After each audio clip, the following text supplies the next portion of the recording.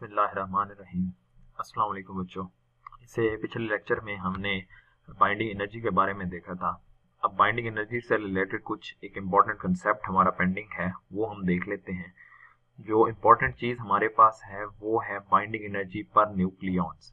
अब binding energy E भी है और पर न्यूक्लियॉन को हम ए से रिप्रेजेंट कर देते हैं। अब बाइंडिंग एनर्जी पर न्यूक्लियॉन ये किसी भी आपके पास जो न्यूक्लियाई होगा उसकी स्टेबिलिटी को डिसाइड करती है।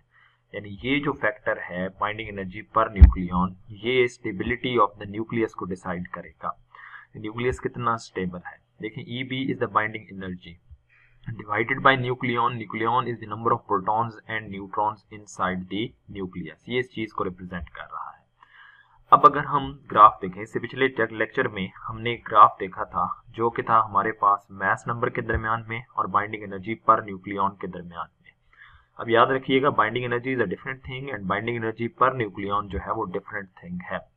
यहाँ हमें तीन रीजन नजर आ रहे हैं, एक ये रीजन है, एक ये रीजन है और थर्ड ये रीजन है। ये लाइट न्यूक्लियाई हैं, यानी एक तरह से ये वाला रीजन जो है वो लाइट न्यूक्लियाई को शो कर रहा है, ये रीजन इंटरमीडिएट न्यूक्लियाई को शो कर रहा है और ये जो रीजन हमारे पास है वो हैवी न्यूक्लियाई को शो कर रहा है।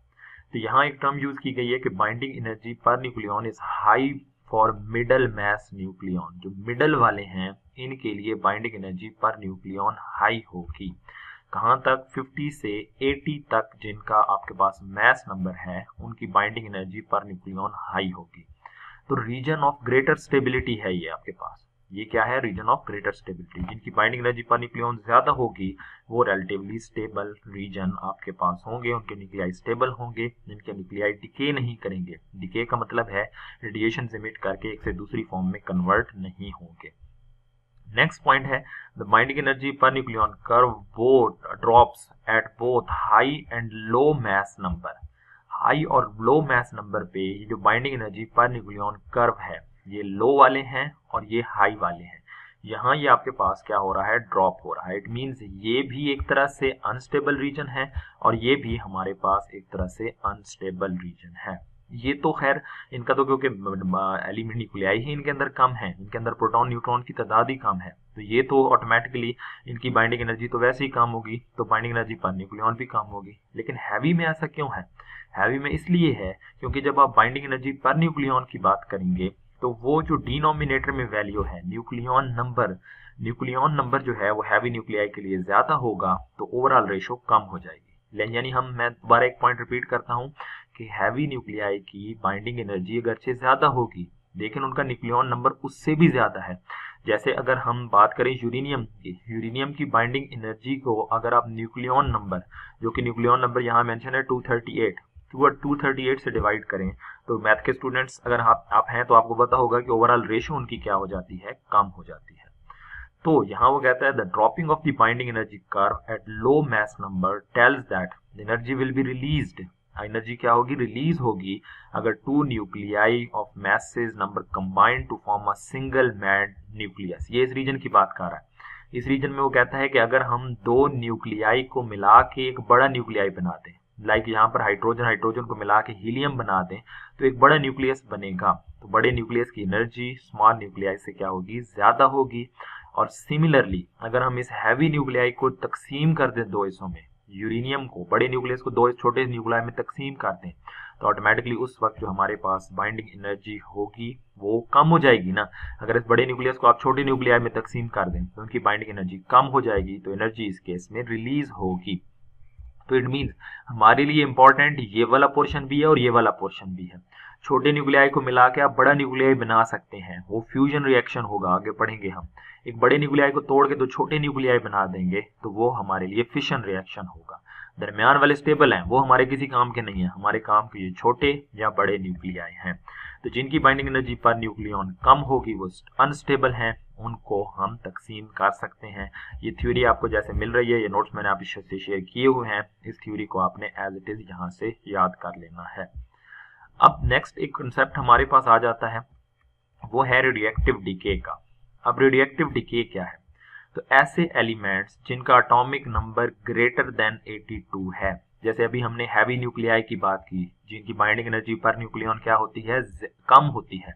जिनकी बाइंडिंग एनर्जी पर न्यूक्लियन कम होती है, उनका एटॉमिक नंबर ग्रेटर देन 82 होगा, वो नॉट स्टेबल हैं, दे आर अनस्टेबल। तो ये अपने आप को स्टेबलाइज करने के लिए क्या करते हैं, रेडिएशंस इमिट करते हैं, पार्टिकल और रेडिएशंस इमिट करते हैं, और ये प्रोसेस स्पॉन्टेनियस होता है, खुद ब खुद इमिट करते हैं। ऐसे प्रोसेस को हम नाम देते हैं रेडियोएक्टिव डिके का, रेडियोएक्टिव डिके, या इसको हम नेचुरल रेडियोएक्टिविटी भी कहते हैं। तो ऐसे एलिमेंट्स जिनका एटॉमिक नंबर ग्रेटर देन 82 है वो अनस्टेबल हैं, तो अपने आप को स्टेबलाइज करने के लिए रेडिएशन इमिट करेंगे। रेडिएशन इमिट करने के इस प्रोसेस को हम रेडियोएक्टिव डिके कहते हैं। अब उन रेडिएशंस की नेचर क्या होगी, इसको समझने के लिए हमने क्या किया, ये एक डायग्राम आपके पास मौजूद है जिसमें हमारे पास एक लेड ब्लॉक है और उसके इनसाइड हमने ड्रिलिंग करके एक होल जनरेट किया, और यहाँ हमने क्या प्लेस कर दिया है, यहाँ हमने एक रेडियोएक्टिव न्यूक्लियाई प्लेस कर दी, और ये ऐसे रीजन में मौजूद हैं जहाँ मैग्नेटिक फील्ड मौजूद है। अब हमने एक चीज देखी कि यहाँ पर अगर इसके सामने हम एक फोटोग्राफिक फिल्म रख दें, यानी ये एक ऐसा रीजन है जहाँ आपके पास एक फोटोग्राफिक प्लेट मौजूद है। फोटोग्राफिक प्लेट वो होती है जिस पर जब रेडिएशन इंसिडेंट होती हैं तो वो इमेज फॉर्म करेंगी। तो यहाँ से जब इस रीजन में फोटोग्राफिक प्लेट को रखा गया तो हमें एक की बजाय 3 रीजन्स मिले। एक रीजन यहाँ के मिला, एक रीजन यहाँ मिला, और एक यहाँ सीधा रेडिएशन गई और फोटोग्राफिक फिल्म पर इंसिडेंट हुई। तो यहाँ से हमें 3 तरह के पार्टिकल मिले, alpha particle, beta particle and gamma particle. ये 3 तरह की रेडिएशन, इसका मतलब ये है कि रेडियोएक्टिव प्रोसेस के दौरान इमिट होती हैं। अब उनकी नेचर क्या होगी, वो क्यों इस तरह बेंड हुई, इसको हम नेक्स्ट पार्ट में देखते जाते हैं। सबसे पहले हम देखते हैं alpha particle. Now what is alpha particle?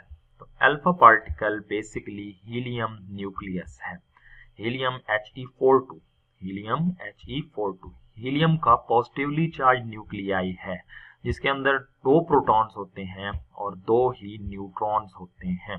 तो इट मीन्स ये अल्फा पार्टिकल की नेचर, सबसे पहली चीज ये पॉजिटिवली चार्ज हीलियम न्यूक्लियाई है, इसमें 2 प्रोटॉन्स होते हैं और 2 ही न्यूट्रॉन्स होते हैं। इट मीन्स इसके अगर हम चार्ज नंबर की बात करें तो इट्स चार्ज नंबर इज 2, इसका चार्ज नंबर 2 होता है, और अगर मास नंबर को देखें तो मास नंबर 4 होता है। तो ये हमारे पास nature of the helium nuclei है। उसके बाद इसकी कुछ प्रॉपर्टी बताई गई है कि सबसे हाईली आयनाइजिंग पार्टिकल है, क्योंकि हैवी पार्टिकल होता है, हीलियम न्यूक्लियाई एक हैवी न्यूक्लियाई है, तो ये ज्यादा आयनाइजेशन प्रोड्यूस करता है, लेकिन रेंज स्मॉल होती है, इतना ज्यादा दूर तक ये ट्रेवल नहीं कर पाता। तो अब हमने कहा कि ऐसे न्यूक्लियाई जिनका एटॉमिक नंबर ग्रेटर देन 82 है वो रेडिएशंस को इमिट करते हैं। अच्छा, अब जब किसी न्यूक्लियस में से, जैसे ये हमारे पास एक न्यूक्लियस है XAZ, A is its atomic mass, Z is its atomic number, जब किसी भी न्यूक्लियस में से अल्फा पार्टिकल इमिट हुआ लाइक दिस, ये जैसे आपके सामने मेंशन है, अल्फा पार्टिकल इमिट हुआ, तो ऑब्वियस है न्यूक्लियस में कुछ चेंजेस आएंगे, क्योंकि ड्यूरिंग रेडियोएक्टिविटी मास नंबर भी कंजर्व रहता है और चार्ज नंबर भी कंजर्व रहता है। तो इसका मास, जो नया न्यूक्लियस बनेगा उसका मास -4 हो जाएगा, यानी उसमें से मास कम हो जाएगा और चार्ज नंबर भी 2 कम हो जाएगा, क्योंकि उसमें से ये जो हीलियम है वो मास 4 लेके और चार्ज 2 लेके बाहर चला गया। तो इस तरीके से जब भी आपका अल्फा इमिट होगा तो mass number decreases bye 4, charge number decreases bye 2। एक एग्जांपल से इसको हम समझते हैं। एग्जांपल लेते हैं यूरेनियम की। यूरेनियम में से अल्फा पार्टिकल इमिट हुआ He42, तो यूरेनियम होता है 23892, चार्ज नंबर इसका क्या होता है 92। तो मास नंबर कम हो गया 4, तो 234 रह गया, और चार्ज नंबर 2 कम हुआ तो 90 बन जाएगा। तो यहाँ से हमें थोरियम मिलता है जब अल्फा पार्टिकल इमिट होता है। With a half life of 4.7 into 4.47 in 10⁹ years, ये अल्फा की हाफ लाइफ है, और अल्फा के पास जितनी एनर्जी होगी वो हमारे पास होगी 4.27 mega electron volt kinetic energy as the alpha particle emit होगी, और कुछ अमाउंट में थोरियम की भी एनर्जी बन जाएगी। ये है हमारे पास अल्फा की इमिशन, अल्फा की नेचर क्या है, अल्फा इमिट होने से क्या चेंजेस आएंगे। नेक्स्ट ये जो है ये हमारे पास थ्योरी ऑफ रेडियोएक्टिविटी है, अल्फा डिके मॉडल एक तरह से है। इस पॉइंट में हमें अल्फा डिके मॉडल इस पूरी थ्योरी में डिस्कस किया गया है। मैं कुछ डायग्राम की मदद से इस प्रोसेस को एक्सप्लेन करूंगा, आपने इसको उस रीडिंग कर लेनी है, इसको समझ लेना है। इसको समझने के लिए हम ये डायग्राम कंसिडर करते हैं। देखें, आपके पास सबसे पहली चीज आपने ये चीज याद रखनी है, वो ये है कि देखें आपके पास जो भी न्यूक्लियाई होते हैं, अगर स्मॉलर न्यूक्लियाई है तो उसमें less number of neutrons and protons हैं। स्मॉलर न्यूक्लियाई है तो उसमें क्या है, less number of protons and neutrons हैं। तो इनके अंदर एक फोर्स पाई जाती है जिसको हम कहते हैं न्यूक्लियर फोर्स। वो न्यूक्लियर फोर्स एक स्मॉल रेंज फोर्स है। वो न्यूक्लियर फोर्स क्या है, एक स्मॉल रेंज फोर्स है। अगर वो अगर वो स्मॉल रेंज फोर्स है तो स्मॉल रेंज में यानी स्मॉल साइज के पार्टिकल को तो वो स्टेबल रखेगी, उन प्रोटॉन्स एंड न्यूट्रॉन्स जो इसके अंदर मौजूद हैं उनको तो स्टेबल रखेगी। लेकिन जैसे जैसे एटम के अंदर प्रोटॉन्स न्यूट्रॉन्स की तादाद बढ़ती जाएगी तो उस एटम का न्यूक्लियाई का साइज बढ़ता जाएगा। तो जैसे जैसे उसका साइज बढ़ेगा तो वो न्यूक्लियर फोर्स मैंने पहले कहा स्मॉल रेंज में, एक छोटे से रीजन में एग्जिस्ट करती है।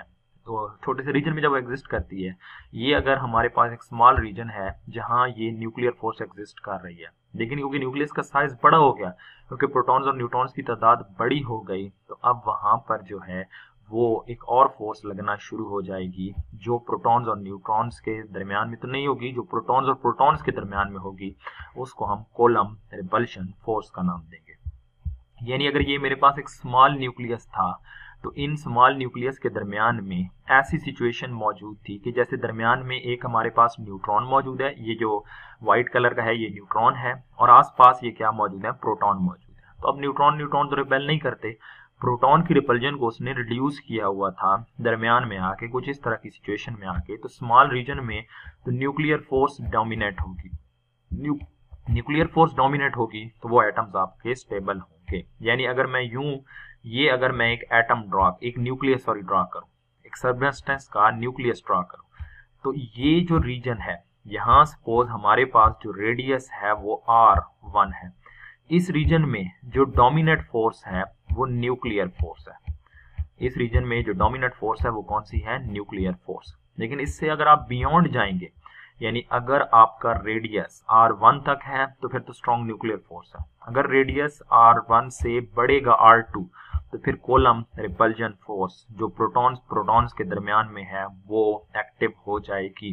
तो कूलम्ब रिपल्जन फोर्स के नतीजे में क्या होगा, कूलम्ब रिपल्जन फोर्स के नतीजे में ये होगा कि यहाँ से ये रिपेल करेंगे और यहाँ पर अल्फा पार्टिकल प्रोड्यूस होगा। एक न्यूक्लियाई होगा जो दो प्रोटॉन्स और दो न्यूट्रॉन्स लेके अलग एक पार्टिकल बन जाएगा। अब ये फॉर्म होगा जो अल्फा है, ये with in R1 region form होगा। जो alpha particle basically helium nuclei, मैं बार बार कह रहा हूं, वो कहाँ प्रोड्यूस होगा, वो इसी R1 रीजन में फॉर्म होगा। ठीक होगी बात। लेकिन ये फौरन डिके नहीं करेगा। क्यों नहीं डिके करेगा, क्योंकि inside this region R1 region energy is high of the order of 25 mega electron volt. कितनी है, 25। जबकि जो हमारा अल्फा इमिट हुआ उसकी एनर्जी अप्रोक्सीमेटली 4 टू एक्सट्रीम पर चले जाएं तो 9 मेगा इलेक्ट्रॉन वोल्ट तक होगी। अब 4 टू 9 मेगा इलेक्ट्रॉन वोल्ट तक एनर्जी वाला पार्टिकल कैसे एस्केप कर पाएगा इस रीजन में से जिसकी एनर्जी हाई है। तो यहाँ पर अगर आप याद करें तो हमने क्वांटम टनलिंग का कंसेप्ट पढ़ा था। तो यहाँ ये वो रीजन है जिसको आप R1 रीजन का नाम दे सकते हैं। यहाँ अल्फा पार्टिकल प्रोड्यूस तो हो गया बट उसकी एनर्जी जो है वो 4 टू 9 है, तो ये जो है वो 25 मेगा इलेक्ट्रॉन वोल्ट एनर्जी का रीजन, जबकि अल्फा की एनर्जी कम है, तो इसको एस्केप नहीं कर पाएगा। अंडरस्टूड है। अब इसके बियॉन्ड देखें, इसके बियॉन्ड ये कर्व हमें नजर आ रहा है, ये कर्व शो कर रहा है कूलम्ब रिपल्जन को, क्योंकि कूलम्ब फोर्स जो है वो इनवर्स स्क्वायर लॉ को फॉलो करती है। F is inversely related to R square. तो R बढ़ेगा तो कूलम्ब फोर्स कम होना शुरू हो जाएगी। नो फिर ये है कि भाई अगर इसकी एनर्जी 4.429 है और ये रीजन 25 मेगा इलेक्ट्रॉन वोल्ट वाला है तो अल्फा तो एस्केप ही नहीं कर पाएगा।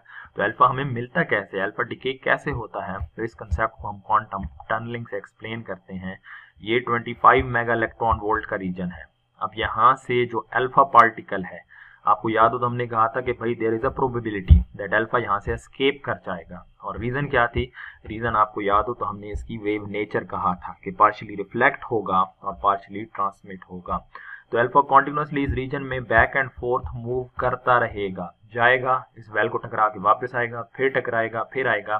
वो जो आपके पास पार्टिकल इंट्रैप्ट का हमने कंसेप्ट पढ़ा था। फिर एक पॉइंट आएगा कि पार्टिकल जो है वो लाइक अ वेव इस रीजन में से एस्केप करके हमें एक्स्ट्रा अल्फा पार्टिकल की फॉर्म में मिल जाएगा।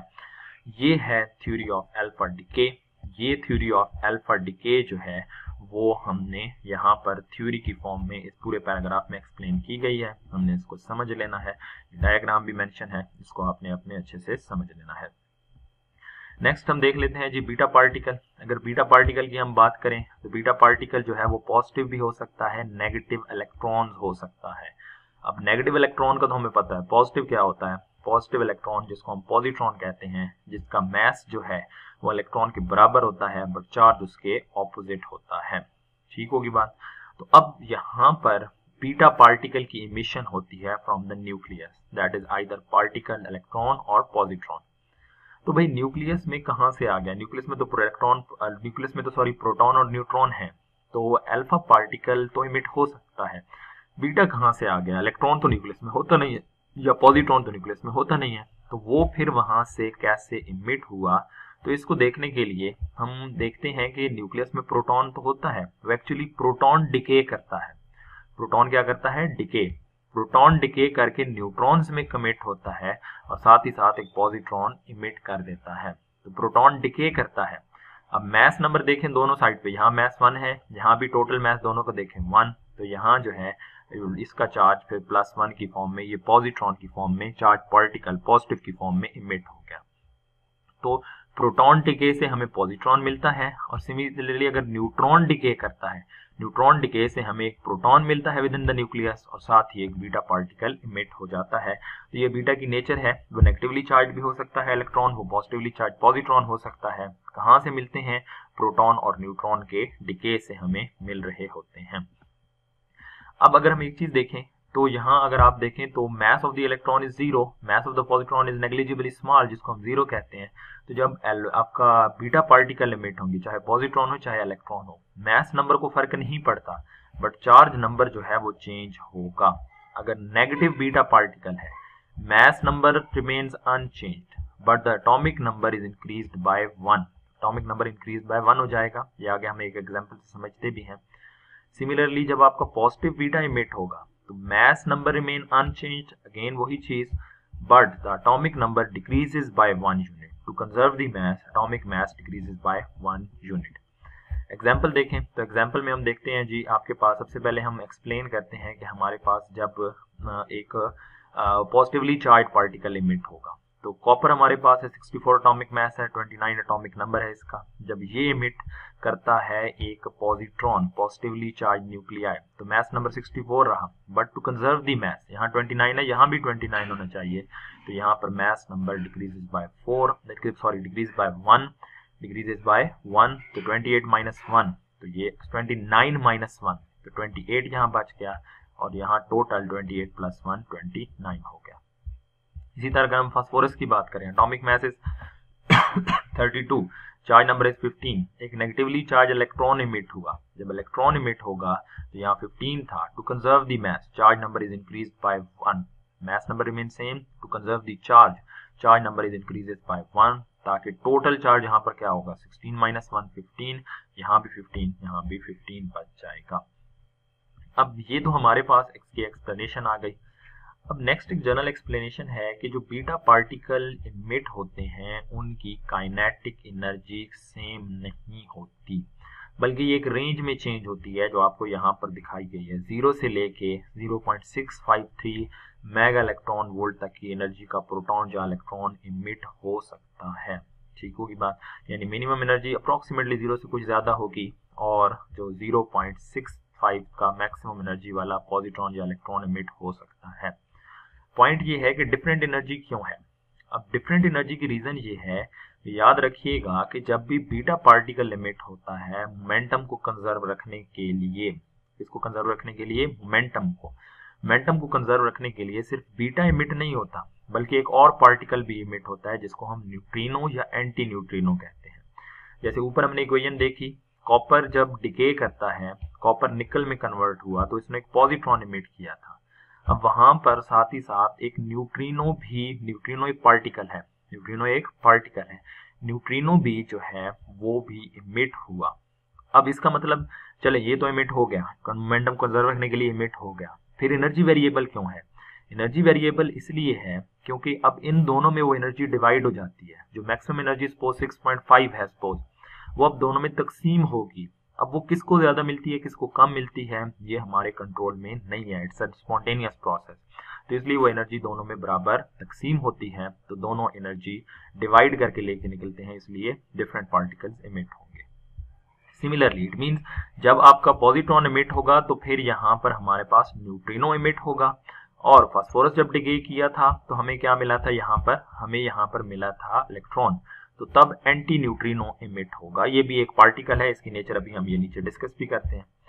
तो इट मींस के दो चीजें यहाँ हमने देखी कि जब पॉजिट्रॉन इमिट होगा तो न्यूट्रिनो इमिट होगा, साथ साथ न्यूट्रिनो भी इमिट होगा, और जब पॉजिट्रॉन इमिट होगा तो न्यूट्रिनो, और जब इलेक्ट्रॉन इमिट होगा तो एंटी न्यूट्रिनो इमिट होगा।